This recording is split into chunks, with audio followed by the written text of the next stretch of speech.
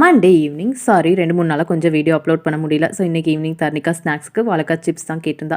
பின்னாடி வாழை மரத்தில் வாழைக்காய் வந்து தார் வச்சுச்சோ இல்லையோ, அந்த கொஞ்சம் பெருசானதுக்கு அப்புறமேட்டு இந்த மாதிரி ஃபுல் அண்ட் ஃபுல் சிப்ஸ் போட்டு அடிக்கடி எல்லாத்தையுமே தீத்துறது. ஸோ ஈவினிங் ஸ்நாக்ஸ் அவளுக்கு ரெடி பண்ணி கொடுத்துட்டு எனக்கும் டீ போட்டு குடிச்சிட்டு இன்றைக்கி ஈவினிங் ரொம்ப ஒரு ஹாப்பியான டேவாக போச்சு.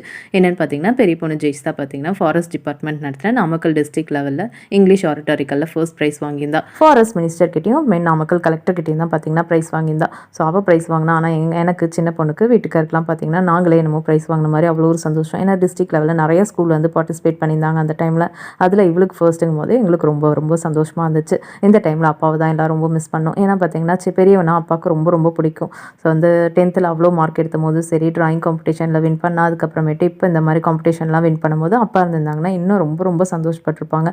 வீடே 2 இருக்கும் அப்படின்னு சொல்லி எல்லாம் ரொம்ப வந்து ஃபீல் பண்ணிகிட்டு இருந்தோம். ஸோ அது ஒன்று தான் இன்றைக்கி வந்து கஷ்டமாக இருந்துச்சு. மற்றபடி இந்த டே ரொம்ப ரொம்ப ஹாப்பியாக போச்சு.